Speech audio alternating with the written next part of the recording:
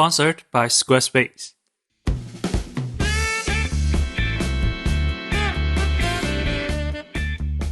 African Kung Fu Nazis. How can I say no to a title like that? That's why for the next stop in our Bad Movies World Tour, we are heading straight to Ghana and take a look at this lowbrow classic. Released maybe in 2019, African Kung Fu Nazis is a martial arts comedy film co-written and directed by Sebastian Stein, who also played Hitler in the movie. In this story, Adolf Hitler survived World War II and escaped to Ghana. With a magical mind-controlling flag, Hitler re-establishes his forces by, white-facing the Ghanaian people. The new Axis powers, Germany, Japan, and Ghana, have gathered a powerful army, calling themselves the Ghanarians. This time without Italy because they suck at war. And it's up to our hero and his kung fu to destroy Nazism in Africa. Now, with our current political climate, some viewers may find this premise distasteful.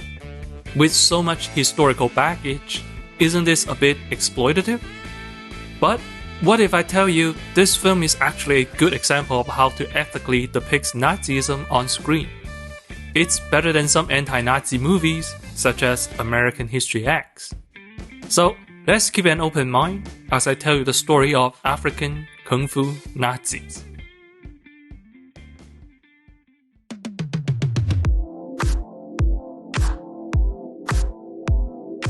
Our hero, Adai, is an irresponsible adult. He's always late to his kung fu school, he can't hold a full-time job, and his romantic relationship has hit a roadblock. The only thing he's good at is kung fu, and even then, he's not the best. One day, however, Adai's life is turned upside down when everything precious to him is taken away by the Nazis. His girlfriend is kidnapped and brainwashed. My lady, you are very pretty. Give me a kiss. What? What is that? His school is destroyed. His master is killed. Adai also lost 2 fingers. To save his girl and save the world, Adai joins a deadly martial arts tournament so he can face off against Hitler. Kung Fu fans may recognize this setup from miles away. The revenge plot came from Fist of Fury, the training montage is from Drunken Master, and the tournament is from, of course, Enter the Dragon. It's a movie made by Kung Fu fans, and that passion comes through. As you can see, the fights and stunts are legit. Despite the film's cheap appearance, the core appeal is decidedly well made. For this reason, the movie may be bad, but it is unironically enjoyable. The only boring part is the training montage. It's just 10 minutes of Adai in the forest learning various skills from 3 different masters. There's no comedy or drama. The whole process looks identical from beginning to end. It gets repetitive very quickly. Break the nut. You heard that right? The lyric says, break the nut. Break the nut. The only interesting bit is this. The way to break the Nazi mind control is by traditional Ghanaian magic. It's an interesting bit of subtext. And so, the Nazi tournament begins with a sponsorship from an herbal drink. Squarespace would never. Ladies and gentlemen, This Hitler guy is having the time of his life. I will crush you like a bug. And so is everyone else. From this point on, the film is non-stop action. Some of the fights are impressively well choreographed, some less so. And one ends with a black lady doing a tiger drop on Gary Buster Holmes. The whole time we also have Hitler doing the gladiator thing, ending each fight with a funny looking fatality. Adai makes it to the finals, spectated by all the kids from the neighborhood. With an inspirational flashback, he defeats the strongest Nazi officer. break the nut. And then with another flashback, he defeats the strongest Japanese officer. If it's worth doing twice, I guess. The final climax is pretty lame though. It's a gunfight between Nade and Hitler, with no martial arts showdown. No, not the children. Hitler, you monster. Well, Hitler dies. Everyone learns the lessons. Something like the Ghanaians must never happen again. The end.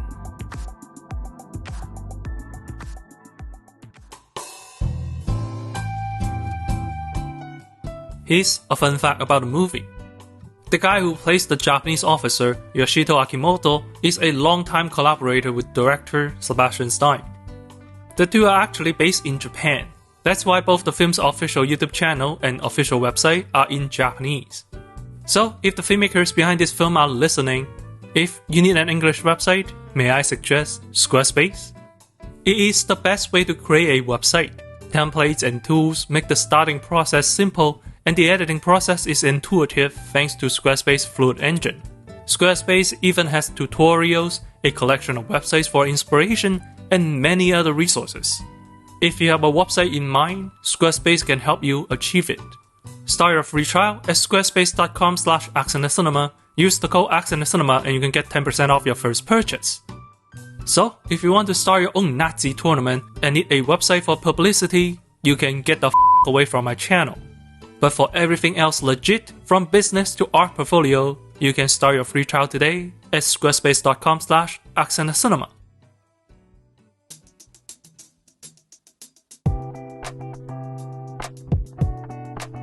Do you know what Hitler didn't do in this movie? An actual Nazi salute. Yep, as stated in the intro, beneath its nutty exterior, the film is a good example of how to depict Nazis ethically. And to see where this film succeeds, we must first see where other films fail. Viewers from North America should be familiar with American History X. Edward Norton plays Derek, a neo-Nazi leader who kills two black gang members who came to steal his car. Arrested and imprisoned, Derek discovers the corruption within neo-Nazi groups. Meanwhile, he befriends a black inmate. His friend's compassion gradually changes Derek. Once released, he persuades his brother to abandon their racist beliefs. Sadly, hatred is a two-way street. The next day, his brother is shot dead by a fellow student. The sobering ending reveals how racism permeates our society and requires a collective effort to overcome.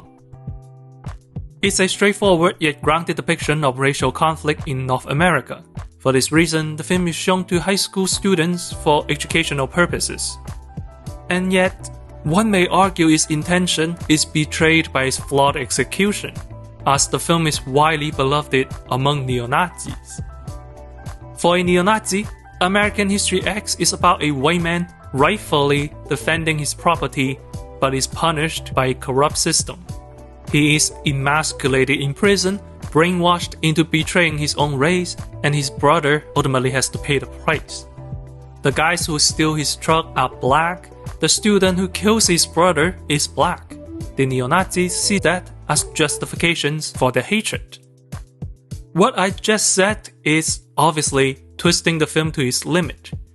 But it's only easy to do this because its approach to depicting racism is fundamentally flawed. Political films generally seek to dehumanize or morally condemn. Invasion of the Body Snatchers, for example, tells the story of people in a small American town slowly being replaced by hive mind clones of themselves. These clones may look human, but they possess no emotion or individuality. The film uses this as an allegory to condemn the spread of communism in the US, painting communists as alien and detestable. Another example would be the differences between the popular image of Mussolini and Hitler. In Western pop culture, Mussolini is often a clown. Serious and scary depictions of him are rare. In our media, he is always foolish and detestable. In contrast, Hitler is frequently depicted as an enigmatic monster. An entire TV channel is dedicated to him. Worse yet, our condemnation of Nazism is often superseded by a fetishization of its aesthetic. The characters are frequently intelligent and powerful. They are monsters to be feared. The actors are always super sexy, wearing sleek-looking costumes.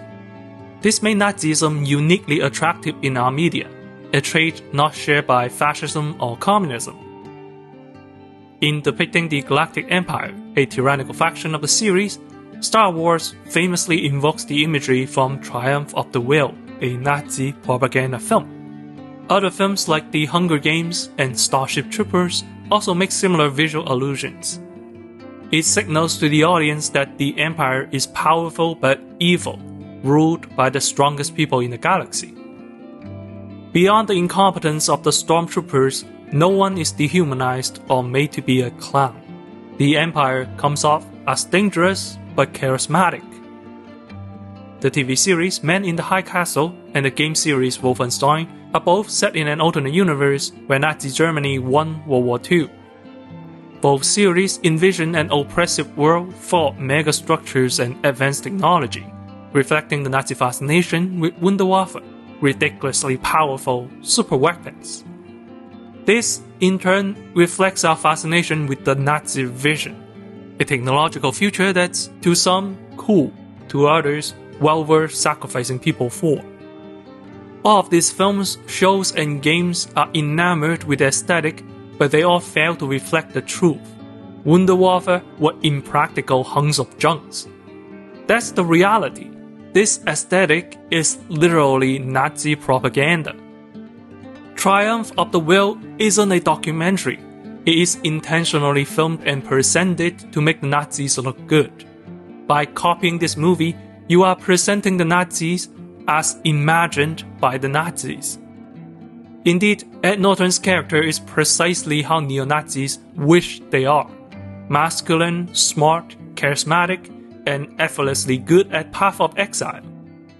In a basketball game, he is the hero who defeats black athletes. In a neo-Nazi gathering, he is a well-spoken leader.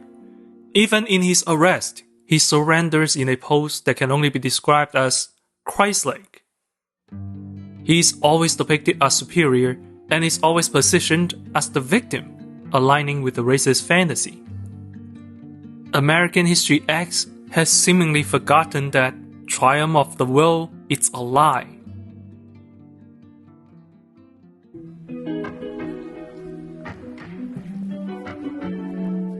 And so we return to African Kung Fu Nazis with the relevant context. All of a sudden, the depiction of Hitler in this film seems way more reasonable. Played by German-born writer-director Sebastian Stein, Hitler, at every moment, tries so hard to be cool and fails spectacularly. It's hilarious how good Stein is at playing a loser trying to look strong. The approach reminds me of The Great Dictator, arguably one of the greatest films to ever mock Nazism.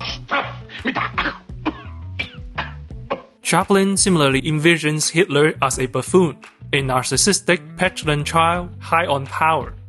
That's who the Nazis are. They aren't dangerous because they are smart, they're dangerous because they're f***ing losers. Naturally, Stein's performance doesn't compare to Chaplin, but the idea behind the approach is the same. How do I know? See the swastikas in the film. Every single one is flipped. That's why it always looks slightly off, invoking the sense that it is a mockery. That's how you should feel about Nazis. They are, in fact, knock-off versions of themselves, failing to live up to the manufactured fantasy. As stated by the director, if you make something taboo and mysterious, you give it a lot of power. But if you crap on it, then the mysticism is gone. Especially if you have African guys with swastikas and white face. They completely strip the power out of those symbols, because we break down everything those symbols stand for. We are laughing at it and using it in the exact opposite way that those ideas were intended to be used. It is a philosophy embraced by Kubrick, Spielberg, Mel Brooks, and other filmmaking giants. There are a lot more intricacies and, indeed, a lot of controversies regarding this approach. Famed essayist and author Lindsay Ellis has a fairly comprehensive video explaining this. I wholeheartedly recommend giving it a watch. In short, from the fake Nazi salute to the backward swastika, everything in this movie is a farce. But so is Triumph of the Will.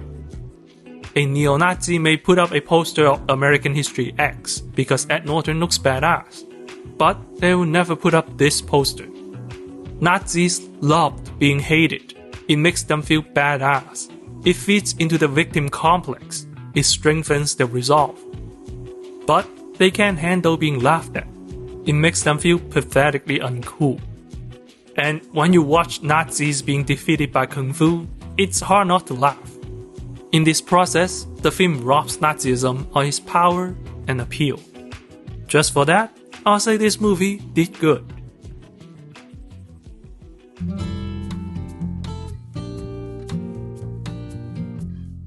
Before we go, I want to shift our attention to the martial artists in this film. For a movie as silly as this, it's impressive how seriously the actors take this. The choreography and the stunts are wonderful. So many of them are done in an outdoor environment with no paddings or fancy wire works. It's the actors and their bodies doing all the work, and the result is what makes this movie so entertaining. Trust me, in terms of kung fu films, I've seen way worse. Not content with the circumstances, the filmmakers gave it the best shot, while trying to make the world a better place. This is more than can be said about many movies. So grab a friend, grab a beer, and have a fantastic time. If this video sparked your interest in the film, well, I have good news. There's a sequel.